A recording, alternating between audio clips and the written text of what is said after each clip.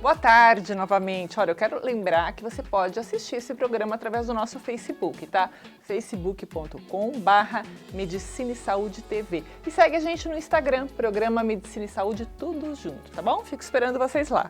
Gente, eu recebo agora o Dr. Rodrigo Nitti, que é cirurgião bariátrico. Ele veio esclarecer algumas dúvidas que a gente tem recebido do pessoal com relação à cirurgia bariátrica nesse momento de pandemia. Vamos sanar essas dúvidas, então. Boa tarde, Dr. Rodrigo, seja bem-vindo. Boa tarde, obrigado, Soraya. Dr. Rodrigo, eu acho que a gente tem ouvido falar que muitos exames, muitos procedimentos clínicos têm sido evitados pelas pessoas por conta do receio do coronavírus, né? Isso em hospitais e clínicas.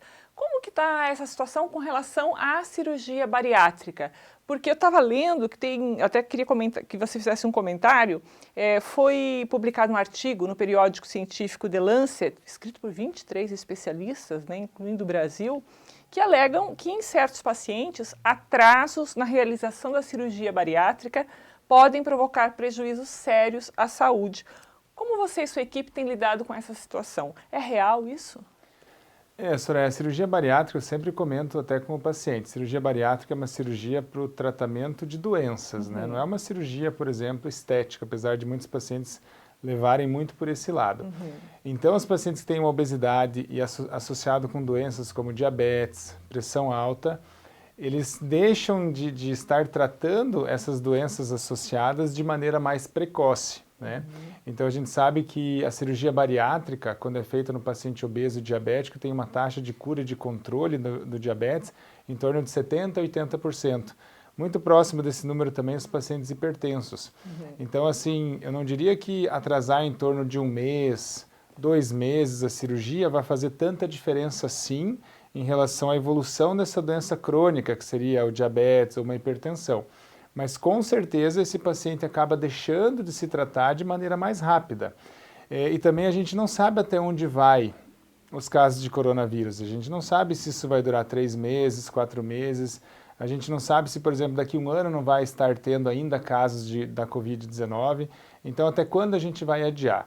Então, o que a gente tem recomendado é fazer todos esses cuidados, até embasado nas orientações da Sociedade Brasileira de Cirurgia Bariátrica, em relação a, levando em consideração os dados epidemiológicos locais, se está tendo muito caso ou não está, se os hospitais estão preparados para atender o paciente, cuidados como lavar as mãos, uso de máscaras, não operar pacientes sintomáticos e tendo um fluxo um pouco reduzido, até para que a gente tenha mais todos esses cuidados, mas a gente não está, digamos, adiando de uma maneira indeterminada. A gente está preparando o paciente, expondo para o paciente os riscos, a realidade da onde a gente vive e fazendo as cirurgias nesse ritmo, né? Certo. E com relação a esse paciente obeso que está no processo de marcar, de agendar a cirurgia bariátrica, quais são os cuidados que ele tem que tomar, doutor? Muda muita coisa agora com relação ao coronavírus? Os cuidados pré-cirurgia e pós-cirurgia?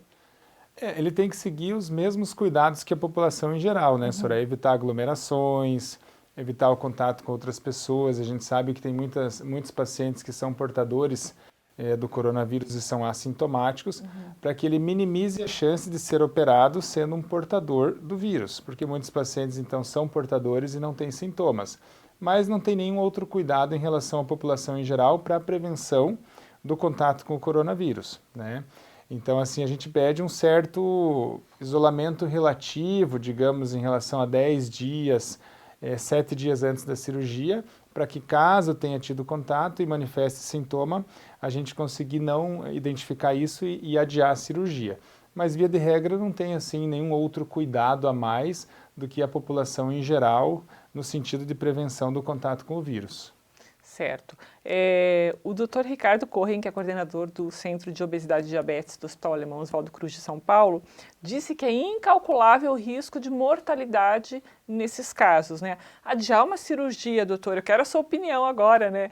Com comorbidades, por exemplo, pode ser tão grave assim?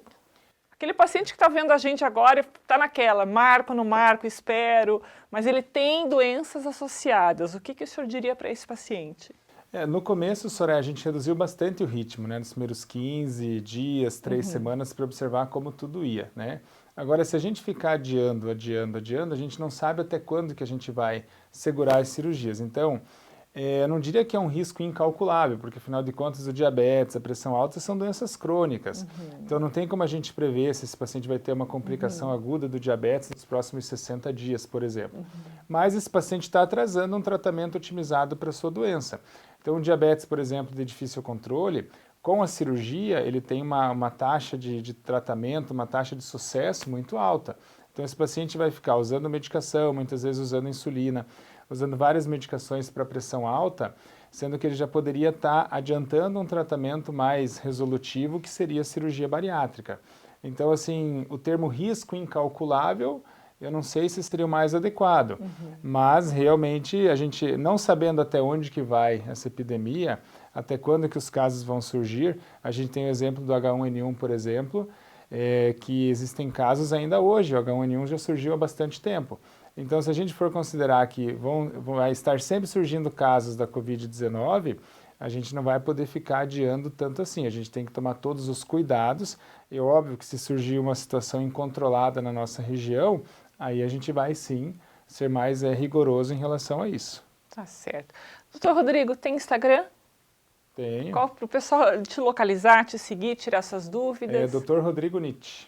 Tá Tudo certo. junto. Tá o nome aí embaixo, né? Que é alemão. Alemão também, olha aí, para vocês não terem dificuldade para encontrar. Segue o Dr. Rodrigo lá, que tem bastante dicas sobre obesidade e cirurgia bariátrica para vocês. Obrigada, viu, por ter vindo, pelos esclarecimentos. Tenha um bom fim de semana, doutor. Eu que agradeço, Soraya. Obrigado.